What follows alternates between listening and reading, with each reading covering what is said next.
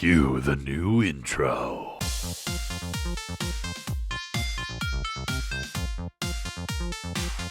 Hello, ladies and gentlemen. My name's Stepsbasic, and welcome back to my community show. So we got a new intro now. Thank you very much to my good friend Marlo. They went and did a lot of good work on this, and I put in the order at the beginning of the month, and little do I know it's available by the end of it. It was quick work, good work, and I'm super proud of them. I'm going to put their links down in the description down below if you're going to be interested in maybe commissioning them yourself. You are more than welcome to, I'm sure. Just bear in mind that you have to pay. It's important. Always pay for the work rendered, the services rendered. You know what I mean? Anyway, so announcements today. Obviously, new intro. Yay. Secondly, we have finished up we have finished up Alan Wake, the whole game and the DLC as well. And now we are going to be going on to Alan Wake American Nightmare. And then after that, we'll be going to Last of Us Last of Us Part 2, so I can see what that's about. See if it can live up to the hype. Yes. But anyway, that's all for the announcements. Moving on to the main topic of the day, which is closing thoughts on Alan Wake. I don't know exactly how long I'm going to be able to make this video, how much I'm going to have to talk about, because of the simple fact that it was pretty darn good, you know. I mean, especially if you take into account the fact that it's a bit of an older game, you know. When did Alan Wake come out? Let's see. Alan Wake came out in 2010, May of 2010, which makes it just a little over 10 years old, almost 11 years old, you know, come May.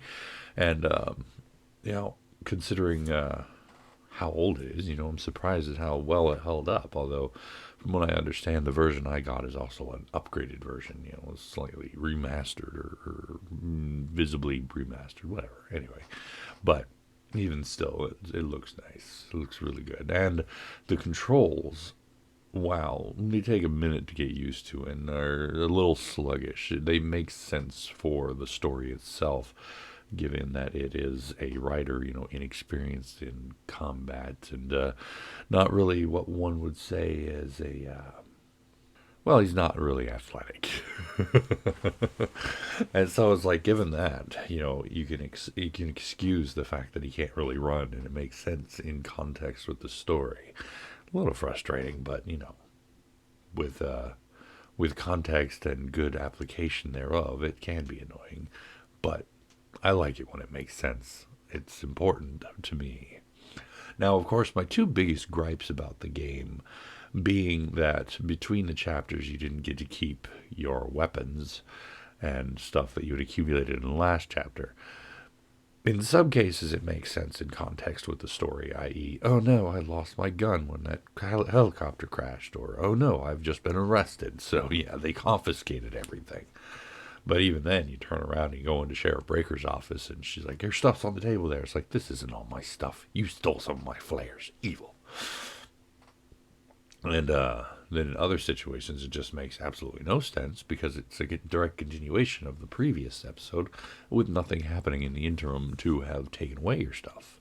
So it takes that trope that I don't like in video games, where they make you feel all uber super powerful and then take away all your stuff for a moment, so you have to go get it back. And then they just applied it to every single episode in the game. Not cool, bro. One thing I really liked about the game, though, was that despite the fact that it is heavily reliant and thematically centered around darkness and shadows, you could actually see things. Novel idea, I know, but it didn't make it pitch black, which would have made it impossible to play, and I was very happy about that. Certain notable games that could learn something from that would be things like Outlast, which made things way too dark and way too hard to enjoy. And so another additional thing I didn't like about the game was the fact that it was far too open with little in it. made it really, I don't know. I mean, I know within context, etc., it makes sense. You're in the middle of a forest. You're not going to be finding so much in the way of, flashlight ammo and bullets and whatnot. But at the same time, I feel like maybe don't make the world so open if you're going to make it so empty. You know what I mean? And that's the problem. Like, I felt so many times that I just wasted my time running off into the woods looking for stuff. And then sometimes I wouldn't. And if it was consistent, like, hey, running off into the woods ain't going to get you nothing, then I could have, gone on with the rest of the game and been like, okay, just don't leave the path because there's no reason to. But it wasn't consistent. There were occasionally caches and thermoses and manuscript pages lurking in the dark, but not nearly enough to justify that much openness. And don't get me wrong, that leads me perfectly into my next topic, which is the game was gorgeous, and they loved their sweeping little shots and angles and whatnot, bringing the camera through and everything, and even going into the woods for no reason, I still liked it. I still liked the experience. I still loved how pretty the game was, how good it looked, and that sort of thing is would have been limited if they would have cut out a lot of that. But at the same time, don't like wasting my time. Even though I do enjoy looking at some pretty scenery and nice rocks, I would have much rather skipped some of that just to actually move through the game. All that being said, that was really a minor inconvenience. I just didn't like running off into the woods and finding nothing. And on occasions when I ran off into the woods and I found something, I was like, cool, nice. It just kind of takes you out of the mood when you get lost, But definitely a very, very good looking game and whatnot. As far as combat was concerned, I love the uniqueness to the aspect that you have to burn them away with light, and then you can shoot them. Additionally, with the possessed objects, it was really nice. It was an interesting little combo to add to the game because it involved your surroundings a bit more, i.e., at the beginning of the game when you're running past a barrel, oh, it's just a barrel. It's nothing important. Just trash can? What's that trash can? It's just a trash can. It fell over. Oh, gosh, scary. But in the future, in later parts of the game, when there are possessed objects, every object becomes a source of apprehension, which in a horror game, apprehension is the spice that gives it life. And then it's like running through everything. You're like, what's going to hit me next? Is it going to be that barrel? Is it going to be that bundle of cord? Of course, I played it only on normal mode so far. I may go back on my own and play nightmare mode, but that did kind of lend itself to a little bit of a disappointment. It was good at building up the apprehension, the dread, making you nervous about every corner you turned. But after you get through the game to a certain point, you realize that a lot of the stuff is scripted. It's going to happen at certain points. And while you did encounter the moments when darkness became really swimmy and annoying, it didn't change the fact that you were still going to be encountering set encounters. Be it that you may be encountering a couple extra here or there while wandering through the dark looking for things that don't exist, it was still understood. At certain points in it, though, it did start to drag on. Not the game itself so much, but I felt like they were padding a bit too much with repeated encounters. Like I said, it started to get annoying more than it was scary. It's like, oh no, here comes another bad guy popping out of the woods going boogie boogie boogie, and I'm just over here like flashlight, pew pew pew. Didn't make it less enjoyable, but it did get a little tedious.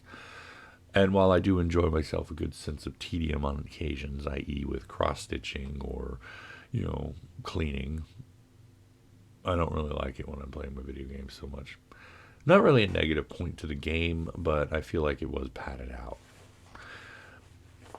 So this brings me around to the story overall in and of itself. Now, I did mention I liked the story. I'm a writer myself, and I thought this was an intriguing little idea to go off of. It's not new by any stretch of the imagination. I've seen this story told a few times where a writer becomes trapped in his own work, sort of deal.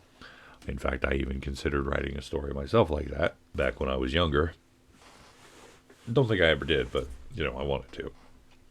But there was a lot of interesting characters and a lot of fun to be had with this story, and I liked.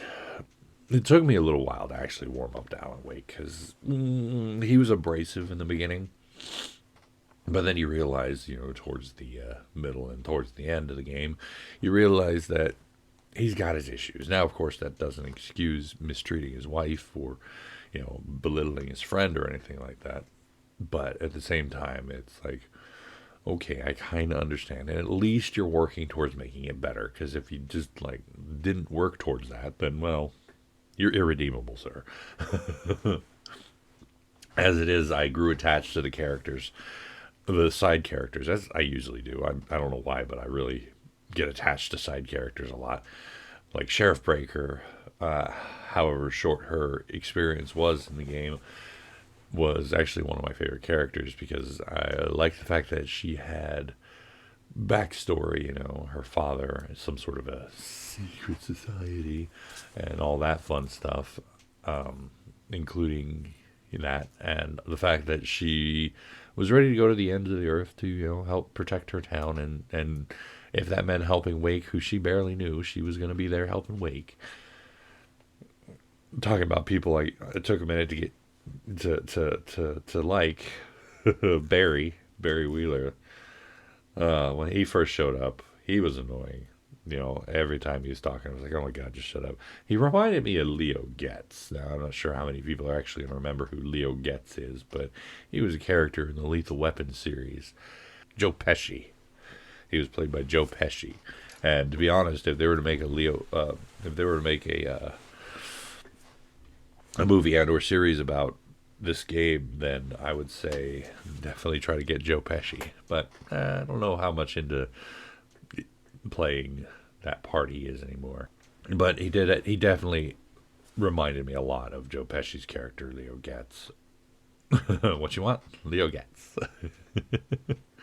And, so beyond the characters, there was, of course, the story itself, the deeper lore. And I mentioned it in the video that I made, in the recording of the game. I had mentioned that I wish I hadn't played Control first. I wish I had played Alan Wake first, because of the simple fact that while I was playing through Alan Wake, I kept referencing Control, and I kept referencing how, this is going to happen, that's going to happen, oh, they're going to end up in there, Dr. Emil Hartman's going to be evil and whatnot. And honestly, I would have preferred to have gone into I would have preferred to have gone into Alan Wake completely blind without any foreknowledge of anything. So it's like,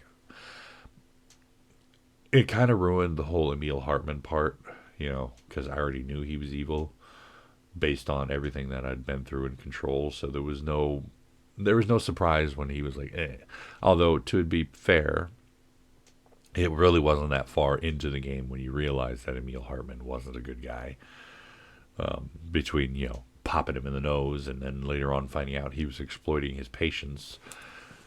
It wasn't too far off, but, And then, of course, there's the whole Thomas Zane and Barbara Jagger arc, which I don't think was completely, in Control. The game Control, not in Control. But I did, because I had originally thought, after watching the original one, or after watching Control, that Thomas Zane was Alan Wake, but like an alter ego.